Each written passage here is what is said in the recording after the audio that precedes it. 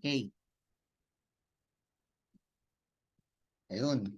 Guys, ito yung nangyari kagabi guys. So, sa una, yung ano muna, unahin natin muna yung good news. Ito kasi sakto lang naman, wala namang good news, bad news.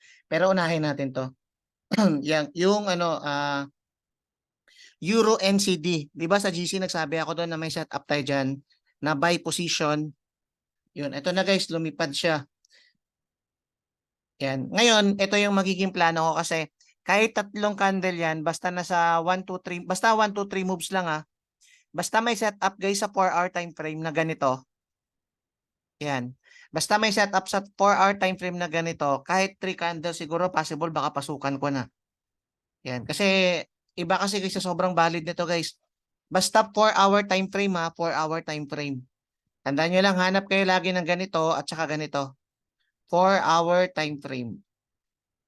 Yan. Tawag dyan, 1, 2, 3 moves. Eh, nandyan lang guys sa ano yan. Nandyan lang sa mentorship natin sa module. Yan, panoorin nyo lang. Ayun, ayun, ayun. Basta guys, 4-hour time frame ha. Coach, bakit 4-hour time frame? Bakit hindi 15 minutes? Una, ang reason dyan, kasi day trader ako at saka swing trader ako. Tapos, syempre, gusto ko masabayan yung trend. Okay? Kasi yung scalp kasi, ano yan eh, kumbaga, kanya-kanya yan. Ang scalp kasi, ano yan, kahit hindi trend, pwede kang kumita dyan sa 1 minute, 5 minutes, mabilisan. Eh, hindi kaya ng, ano, ng mindset ko, kumbaga lahat na. Ito yung pinaka the best para sa akin, para at least, hindi, kumbaga may peace of mind. Nagtitrade ka na may peace of mind. Kahit hindi ka nakaabang sa market, okay lang. Lalo na pag may trabaho ka. At the same time, bakit 4-hour time frame? Kasi, ito yung pinakagitna ng lower time frame at the same time yung higher time frame. At ang lakas nito sa trend, sumabay. Kumbaga ito yung parang ano eh, parang trend time frame. And ito kasi lalo na pag may valid set up tayo. Yan. Pangalawa, yan day trader tayo at saka swing trader. Okay, ito yung nangyari guys. So tingnan nyo ha. Guys, at least two candles bago masabing swing. Ito guys, so nakita nyo to, galing dito, papunta dyan, hindi swing to para sa akin kasi one candle lang yan sa 4-hour time frame, one candle. Dapat at least two candles. Okay, dapat at least two candles yan ha. Ito ngayon, ang ginawa ko ganito. 1, 2, tapos 3. Dapat guys, may change of character dyan na tinatawag or break of structure. Basta may ganito, dapat itong high na to, dapat ma-break niyan. Candle close above. Ito oh, dapat ma-break to lagi. Hindi pwedeng ano hindi pwedeng ganito oh. Equal high. Yung ganito hanggang dito lang. Tapos ganyan. Hindi, mali yan. Yung katulad ng ganito oh. Yan. Hindi to hindi yan pwede. Mali to, invalid yan. Ang hahanapin natin, dapat ma-break to. Ito, ma-break dapat to. Okay. Same din pag bearish. Pag bearish naman, wait lang. Pag bearish naman, dapat always ma-break to. Ito. Dapat always ma-break yan sa 4-hour time frame. Yan lang yung hanapin nyo lagi. Wala nang iba. O, coach, mahirap ba? Guys, mahirap ba yun? Basta guys, 4-hour time frame, 1, 2, 3 pattern. Yan lang. Yan lang hanapin nyo. Zigzag lang. Ganun lang siya kasimple. Hindi siya mahirap. Okay. Ngayon, ito na. Pag nakita nyo na to, ito, 1, ulit. 1, 2, 3, 4-hour time frame, valid. Ito, markahan mo na to. Yan. Ito guys, ito. Yan, markahan mo na yan. Ito, yung last candle na bearish, basta bullish to guys basta uptrend, yung last candle na bearish, yan yung ano mo, yan yung mamarkahan mo, yan yung ibabox mo. Okay, ito bago lumipad, ito lumipad 1, 2 candles. Saan yung last candle diyan? Coach, saan yung last candle diyan? Ito. Okay, yan yung ibabox natin. Coach, anong tawag diyan? Ang tawag diyan, i-explain ko Ang tawag sa demand, pag sunod-sunod na puro bullish lahat. Kaya sa mga nalilito, bakit white candle to? Bakit sa inyo green? Kasi guys, pinalitan ko lang yung settings. Pero green candle yan. Bakit ko pinalitan? Kasi for 3 years, nasana yung mata ko sa red and green. Pag naka-buy ako, pag nakita kong may red, kunwari naka-buy position ako, tapos makakita ko ng mga red, 'di ba parang kinakabahan ka. Kumbaga nakasanayan mo na eh, parang may psychology effect kasi yun eh. Psychological effect. Tapos pag naka-sell ka naman, tapos makakita ka ng green candle na malalaki, syempre ma-hit yung stop loss mo, parang natatakot ka na. Parang ganun lang yun. Ang ginawa natin para maayos yung psychology natin, binago natin yung candle. Yun, binago ko yung candle para at least maging maayos yung psychology ko. Kasi ang goal natin as a trader, mag-trade tayo na walang emotion. Okay? Kahit ma-hit yung stop loss mo, mag-trade tayo with emotion. Anong sekreto doon para magti-trade na walang emotion? Risk management. I-lower mo yung risk. Trade ka 0.5% to 2% per trading ideas. Ganun lang, ganun yung pinakasekreto doon. Mamaya explain ko naman bakit minsan may 5%. Yun. Basta ngayon, basta ganun lang, ganun lang. Ang goal natin as a trader, mag-trade tayo na walang emotion.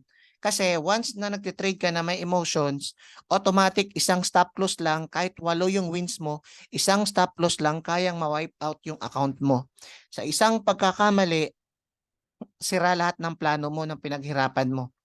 Ibig sabihin kasi noon, hindi ka nagre-risk management. Mali yan. Kahit manalo, kahit ipakita mo pa sa akin na coach, ang galing ko na kasi 8 wins. Wala akong talo. Tapos binigyan ka ng isang talo, ubos lahat yung account mo. Ibig sabihin, hindi ka pa rin talaga magaling. Okay? Kasi ano yan, kumbaga part talaga yan eh. Ang magaling guys, consistent tapos naka-risk management. Okay? Tsaka wala namang magaling dito guys eh. Kasi market yan. Always natin nire-respeto yung market. Nandyan lagi guys yung ano, kumbaga may room lagi guys para ma-hit yung stop loss natin. Walang 100%. Okay, kaya sa mentoring natin, tatlo lagi yan. May winning strategy akong tinuturo, may risk management plan ako na tinuturo. Yan, may mga computation dyan sa module natin. May psychology. Dapat kompleto yung tatlo na yan. Pag hindi mo kinumpleto yung tatlo na yan, nag-focus ka lang sa dalawa o isa, wala yan. Hindi tamang pagtitrade yan. Okay. Ngayon guys, ito guys, ang tawag dito, yan, order block. Order block. Order block na support. Okay, order block na support to ah. Tapos, pwede na siya tawaging demand. Demand zone. Kasi, ano ba yung tinatawag na demand? Pag nakakita ka ng ganitong candle, oh, ayan oh, bullish, bullish, bullish, bullish, puro bullish lahat. Tawag dyan dito, ang tawag dito, order block, order man, pinag-isa ko lang ah. Order block or demand. Okay, demand yan. Kasi sunod-sunod yung mga bullish dyan. Walang bearish na halo. Pero pag may nakita kang ganito, katulad nito, ito pwede mo tong masabing ano, ito pwede mo masabi tong demand hanggang dito lang. Pero kung iisipin mo na hanggang dito guys oh, yan, hindi na yan demand. Ang tawag diyan support lang kasi halo-halo na kasi may mga block na kasi. Ang tawag diyan support lang. Okay, ano ba yung demand? Ito kasi yung ano eh, kumbaga diyan nagpe-place ng trade yung mga bangko. Yan yung mga may mga pumapasok na volume. Yan, diyan sila nagti-trade yung mga bangko. Ito tawag dito, ito demand din to, demand. Ito tingnan nyo ah, demand. Kasi bullish, bullish, bullish, bullish, bullish, bullish. Or order block. Same lang yan guys, order block lang yan. Okay, sana na-gets niya guys ha. Sige, ano muna, i-focus ko muna to. Mamaya na muna yan, kumbaga may focus kasi muna tayo sa basic. Okay, okay na to guys ha. Order block yung tawag dito, yung last candle na bearish. Bago lumipad. Yan yung ibabox mo. At least 2 candles. Okay, pag isang candle lang yan, hindi yan. Katulad nga nito, oh. Pero may ano kasi ito, meron kasing isang candle dito tapos pa ganun. Kaya ito pwede to. Ito, meron kasing candle dito tapos ganyan. Pero pag isang candle lang talaga yun na solo na black, hindi ko i-consider as a demand yan. Okay. Ito nakita nyo na guys, ha? Klaro na to ha. Tapos, ano naman ba yung ano ba yung tinatawag na supply? Ang supply naman guys, ito naman yung parang resistance. Ito naman yung nasa taas. Opposite lang sila. Yan, diyan naman yung perfect mag-sell. Yung ang tawag naman ito katulad nito. Ito guys, ito. Ang tawag dito, yan. Ang tawag diyan dito supply. Ayun, may replay na pala ako, sorry. Yan. Buti na lang nakapag-upgrade ako, $1 lang. Replay yan. Ginagamit to para mag-back testing. Para masubukan yung strategy mo kung ilan yung win rate at saka ilan yung talo. In short, sa isang trade, sa 10 trade mo, may lose talaga dyan na mangyayari. Kaya kung hindi ka marunong accept ng pagkatalo kahit isang beses, dalawa, hindi para sa iyo yung trading. Kasi walang trader, kahit 35 years ka na nagtitrade, kahit ikaw pa yung pinaka-legendary sa buong mundo, always may lose yan. Kaya tatandaan nyo yan. Lahat ng nananalo sa trades may lose. Pero at the end of the day, nananalo sila. Kasi may tinatawag na risk management. Mamaya papaliwanag ko naman yan. Ito guys, ito muna tayo sa basic. Ito guys, ang tawag dito supply. Ano ba yung supply? Ito yung parang resistance na sa taas. Tapos, bakit demand yung tawag ko dito? Kasi puro block, block, block, block, block. Sunod-sunod yan. Kaya ang tawag dyan supply. Sabihin, nag-sell dyan yung mga bangko or mga whales. Yan, kasi supply and demand dyan sila. Pero pag may halo yan, katulad nito. Ito guys, oh. Ito. Ito. Yan. Ito guys, oh, nakita nyo to. Yan. O, nakita nyo to, ito. Last candle bago bumagsak. Nakita nyo laging binabox ko. Last candle bago bumagsak. Last candle bago lumipad. Ganun lang. Last candle lagi. Tingnan nyo lang yung last candle. Ang tawag dito, resistance lang. Hindi to supply. Kasi hindi sunod-sunod yung ano, ito hanggang baba. Hindi sunod-sunod yung itim na candle. May mga halo. Kaya tawag diyan resistance. Pero same lang yan sila guys. Medyo malaki-laki lang yung movement sa supply and demand. Pero ang support and resistance okay lang din kasi same lang naman yan.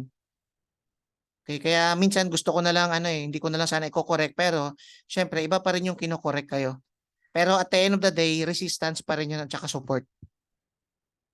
Gusto ko lang just in case lang na may magtanong, para at least alam niyo yung sagot. Yan. Ito naman, pero ito guys, bearish naman to ng order block. Same lang, order block pa rin yung tawag dyan. Pero bearish lang. Kumbaga in short talaga, resistance na lang. Yun lang para hindi na kayo mahirapan. Mag-buy ka sa mag-buy ka sa support, magsi-sell ka sa resistance. Coach, nandito yung price eh. Nandito yung price oh. Kaso resistance. Alam nga naman magbabay ka dyan. Resistance yan guys eh.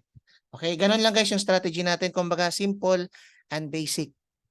Kumbaga hindi naman mahirap yung trade. Ang nagpapahirap lang guys sa trade is yung psychology. Yan kasi yung pinakamahirap. Pero yung about support and resistance strategy, madali lang yun guys. Pero yung bakit hindi nagiging profitable karamihan? Kasi guys, dahil sa emotion. O ngayon, sabihin natin, na-lose ka sa Euro USD. Just in case lang.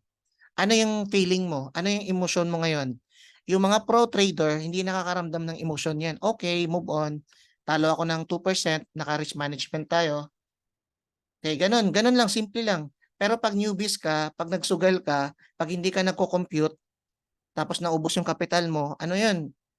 Nanginginig ka sa takot, natatakot ka na sa market, hindi mo alam kung anong gagawin mo. Kasi, hindi mo pa kasi ginagawa yung tamang pagtitrade. Kumbaga, nagsusugal ka pa sa market.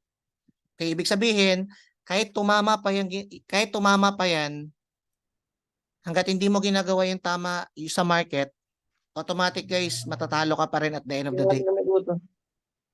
Okay. Close natin. Tandaan nyo yan guys, hanggat hindi ka nagko-compute ng trades mo, at the end of the day, lahat ng wins mo useless. Chamba pa rin yung tawag dun. Kasi nakaranas na ba kayo ng ilang trades, ang dami mong wins, pero at the end of the day, talo ka pa rin. Ganun yun guys. Ano kasi yan guys pataasan ng level ng psychology. Kaya mas sa akin, mas nire-respeto ko yung mga matatagal na. Pero make sure na tumagal ka na consistent. Yung iba kasi nag-start kasi 2019, tapos bumalik 2021, nawala ng 2 years. Yung parang inconsistent, useless pa rin yan. Hindi ka 4 years, hindi ka 5 years sa market, hindi. Kasi hindi naman consistent yung pag-aaral mo talaga. Okay, walang ganoon. Pero sa akin, yung consistent talaga, nirerespeto ko yan. Kunwari, 8 years ka na sa market, 10 years ka na sa market, tapos consistent nirerespeto ko talaga yan kasi alam ko yung level of thinking nun about pag na-hit yung stop loss niya, kakaiba yung pag-approach niya. Okay? Kakaiba yung pag-approach niya, na-hit yung stop loss niya. Parang ano lang yan anong pinakaiba ng amateur versus professional? Experience. Kasi once na natatalo yan, kumbaga iba yung pinapakita nilang emotion. Okay, tandaan nyo yan guys pag na-hit yung stop loss mo, part yan ng game. Pero bakit ka nananalo? Coach, may talo sila, bakit sila panalo? Ganito yun. Dito papasok yung risk management na tinuturo ko. Ganito yan. Example, nag-trade ka ng 10 trades. 10 trades. Ito, mali. Ito. 10 trades to papakita ko sa inyo sa mga bago. Bakit nananalo pa rin sila, coach? 10 trades. Yan, 10 trades. Sabihin natin, talo ka ng 6. Lose ka ng 6, panalo ka ng 4. Pag newbie trader ka, coach, pangit ng win rate mo. Ano yan, talo. Pero yung trading plan mo, 1:2. 1:2. Ibig sabihin, mag-risk ka ng $50, mananalo ka ng 100. Magta times 2. Mag-risk ka ng 100, magiging 200. Okay, paano ba malalaman, coach, na 1:2 yan? Ito guys, gamit ko yung trading view. Kunwari, magbabay ako dito. Magbabay ako dyan. Nakita nyo ito yung risk-reward ratio. Ito yung stop loss ko. Ito yung stop loss. Kunwari, yan. Sige, ito na lang. Ito yung stop loss ko. 1.06142. Ito yung 0.84. Dapat mag-2 yan. Okay, 2. Tingnan natin. I-drag nyo lang guys pataas. Okay, ayan, nag-drag na pataas. Dito, nakalagay 2.01. Sabihin natin 2 na lang. Ibig sabihin, magre-raise ako ng $50 dito. Pag na-hit yung stop loss ko, talo ako ng 50. Pero pag nanalo naman ako, mananalo ako ng 100. Ganun lang, at least 1:2. Okay, sabihin natin na out of 10 trades, talo ka ng 6, panalo ka ng 4. Guys, 6 ka na hit ng stop loss. 6. 6 times. Baka nga isang beses ka lang ma-hit yung stop loss, baka na-down ka na. Ibig sabihin, ano pa yan? Okay lang yun kasi part ng game yan. Kumbaga baka newbie ka pa lang. Kaya lagi ko sasabihin sa inyo, pag na-hit yung stop loss mo, hindi yan katapusan ng mundo na mag-quit ka na kasi ganun. Ayusin mo lang yung risk mo. Makinig ka lang kasi sa mentorship natin. Okay? Risk ka lang ng 2%. Yan na yung pinakasagad muna. Lalo na pag newbies ka. Pag medyo matagal-tagal ka na, may bibigay ako sa iyo na plan. Pwede kang mamili doon. Sabihin natin ganito, 1:2. Talo ka ng 6, panalo ka lang ng 4. 6 times ka na-hit yung stop loss mo, talo ka. Okay. Yung risk mo, $50 per trade. Sabihin natin ganito na lang. Meron akong coach $1,000. Okay, $1,000. Magre-risk ka ng 2%. Sige guys, ang pinaka-ano na lang, ang pinaka-cheat mode na lang, 3% yung risk mo. Kasi yan lang talaga yung pinapa-risk ko sa mga bago. Kasi yan kasi yung pinaka-safe talaga. Yan yung pinaka-safe. Yan, 2%. Pero kung gusto mong may daya konti, 3% mo na lang. Pwede pa to. Yan, 1,000 times 0.03. Yan, guys, ibig sabihin, sa 1,000 mo na kapital, magre-risk ka ng 3%, meron kang magre-risk ka ng $30 per trade. Per trade per trade.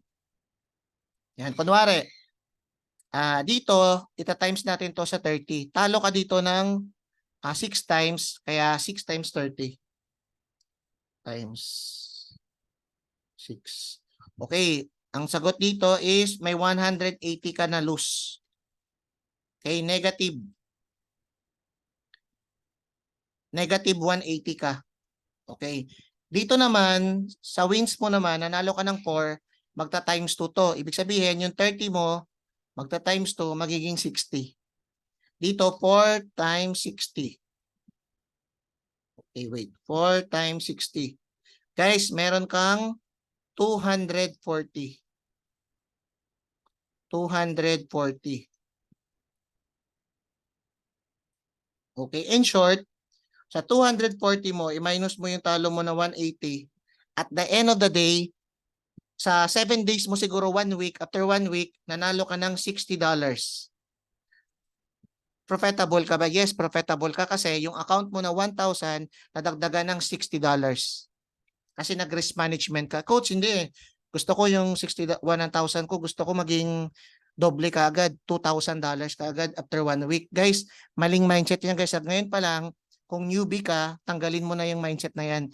Yung $500 mo magiging milyon. $500 mo, katulad sa nakikita ko sa internet, na magiging $2,000 in just 1 day. Guys, tanggalin nyo na yon. Lalo na pag beginners ka, tanggalin nyo na mindset na yon. Kasi ano yan, virus yan. Diyan ka mauubusan ng kapital. Diyan ka ma-addict, diyan ka malulong sa sugal, diyan ka malulong sa mga utang, yung mga bills na dapat bayaran, mga sa school ng anak mo. Guys, promise, virus yan, tanggalin mo na yung mindset na yan. Hindi tama yan. Ngayon pa lang, kung nasa A+ trader ka, tuturuan kita ng tamang sistema. Okay, na hindi ka lang magti-trade na nagsusugal. Guys, ilan yung nananalo sa casino? Ilan yung natatalo? Same lang din guys. Kung isusugal mo to, hindi ka talaga mananalo. Pero kung gagawin mo yung ganitong sistema, guys, mananalo ka at the end of the day. O ngayon, may $60 ka. Ilan yung lose mo? 6. Ilan yung panalo mo? 6. Pagtatawanan ka kasi 6 yung lose mo. Hindi ka pala magaling na trader eh, pero profitable ka. Anong gusto niyo? Profitable trader o magaling na trader? Ganun lang. At the end of the day, pera yung habol natin dito guys eh. Sabihin, profitable trader. Pero dito kasi gumagamit ka lang ng disiplina. Coach, bakit natatalo tayo? Ganito yan. Diyan papasok yung emotion. Diyan papasok yung psychology. Okay, ganito yan. Pag 6 kasi, yung panalo mo sunod-sunod, tataas yung confidence mo sa sarili mo. Akala mo sobrang galing mo na. Akala mo ikaw na yung may-ari ng Forex na kaya mong talunin yung Forex. Tapos hindi ka na makikinig nun sa mentor. Tataas yung ulo mo, lalaki ulo mo kasi feeling mo unstoppable ka na.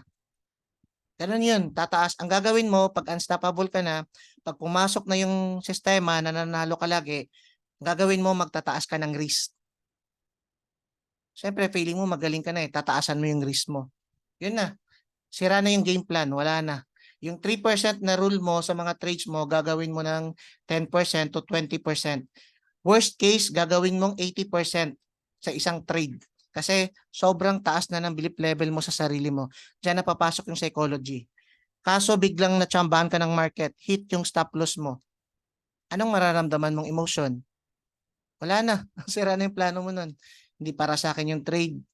Pangit, hindi magaling si coach magturo. Pangit, hindi maganda yung sistema niya.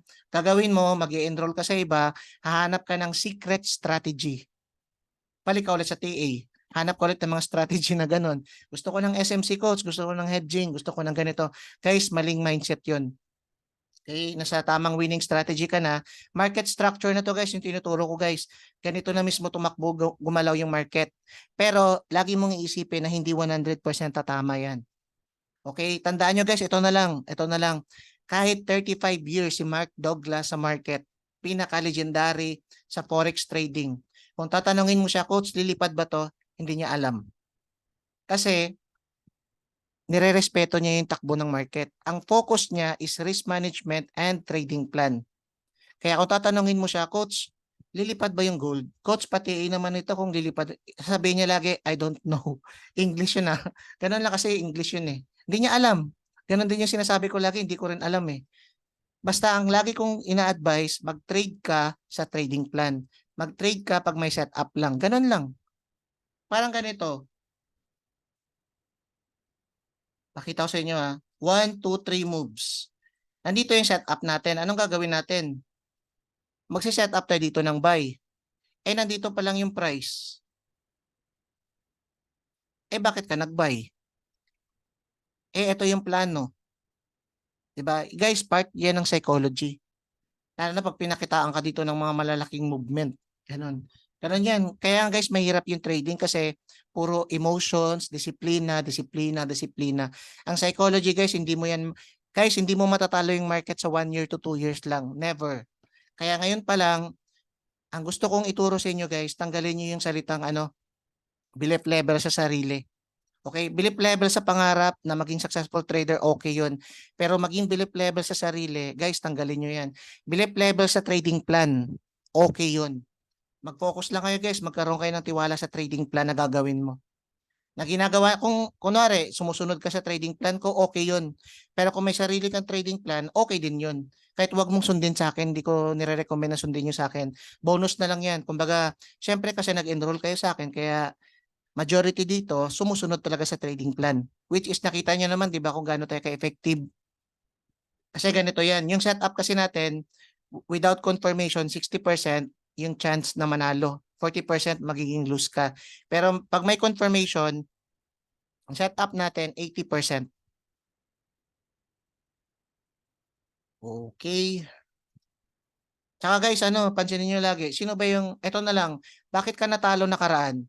Bakit hindi ka magiging profitable trader? Kasi coach, ito yung ginagawa ko, nag-overrisk ako eh. Bakit mo pa uulitin? Alam mo na pala. Kumbaga, alam na natin yung sagot. Kahit ako din dati guys, eh, parang ganun. Alam na natin yung sagot. Kaso, nadadala tayo sa emotion sa market, na-hype. Kaya guys, piliin nyo lang yung mga community. Ako, ang ginawa ko para mawala yung hype ko, para mawala yung mga temptation, nag-live ako sa lahat ng GC. Ganun. Wala akong GC na na may ganito, may gold spot, may mga ganito. Mga scalper, naku, ma-hype kayo doon. Depende sa inyo kung paborito kayo doon, effective kayo doon. Go nyo lang. Basta kung ano yung makakabuti sa psychology nyo para ma-focus nyo yung disiplina. Gawin nyo lahat yun. Kung mag-live kayo sa GC ko kasi nadidistract kayo, live kayo, okay lang yun. Pero kung makakatulong yan, stay kayo. Ganun lang guys.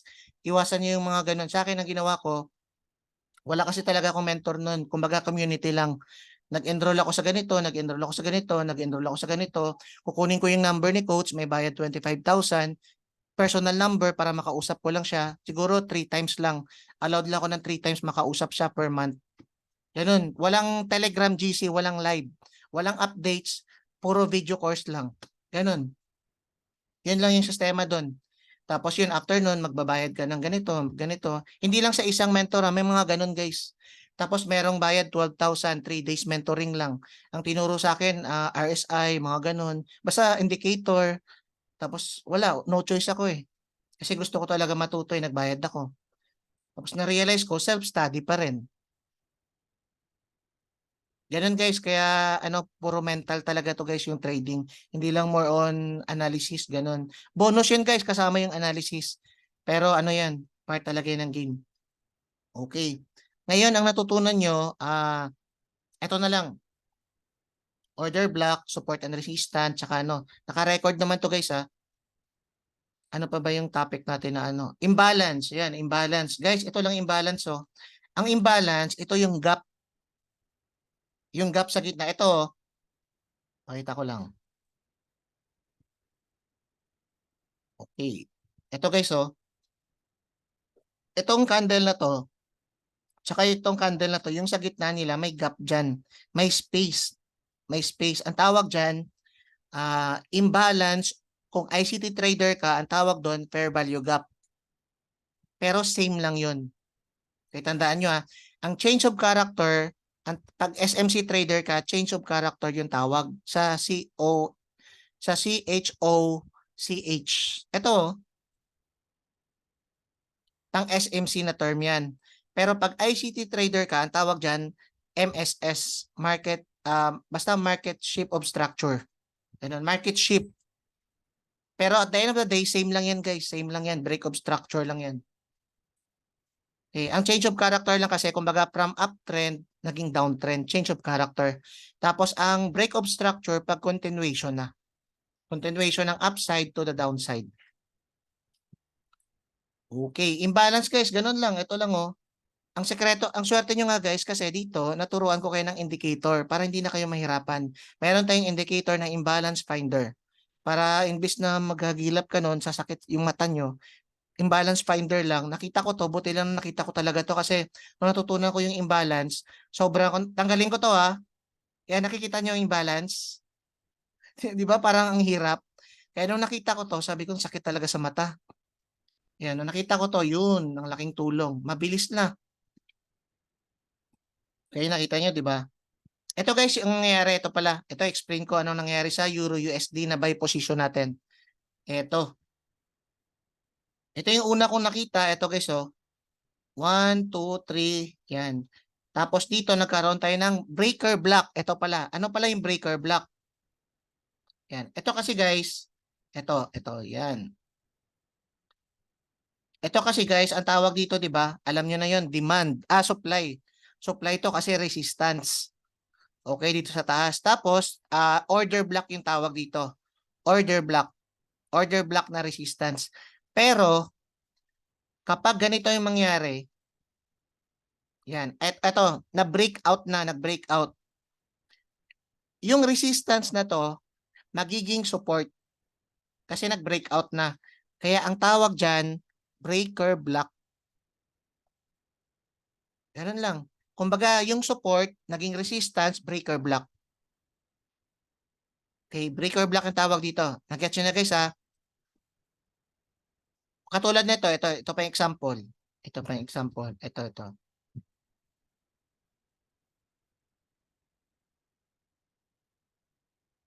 Ito. O, di ba nakita nyo, ito, ano to, order block na support. Kaso, o yan, na-break niya, na-break. Okay, na-break niya. Ang tawag dito, resistance na siya. Resistance or tinatawag na breaker block. Ayan, okay. Ngayon, ito yung live guys. Ito yung nangyari. May nakita ko na pattern dito. 1, 2, 3. Pasok sa pattern natin, di ba? Yung W. Tapos meron ditong breaker block. Okay. Na support. Tapos meron tayo ditong imbalance na malaki. Kaya possible lumipad talaga. Kaya buy position talaga ako nun. Lalo na sa 1 day time frame, solid yung volume. Tapos meron tayong tinatawag na bullish candle. Yan, basta malupit sa 1 day time frame. Kaya uptrend yung market. Okay, uptrend yung market. Tapos ito. Yan. Tapos ito yung nangyari. Dito nagkaroon tayo ng valid breakout. Ito guys, paborito ko sa lahat to. Valid breakout. Yan, nag-change of character na dito. Yan, nag-shift na sa market shift pataas. Ito yung tinatawag na BIC. Ito na. Coach, ano ba yung BIC or very important candle? Ito yan guys, ito. Yan. Basta may nag-form na M at saka W, yung sa gitna, yung BIC dyan. Dito, dahil nag-form siya ng W, saan yung BIC dyan? Ito. Ito yung BIC bago bumagsak. Ito yung last candle bago bumagsak, kaya BIC ang tawag dyan. Or tinatawag na mitigation block. ICT concept.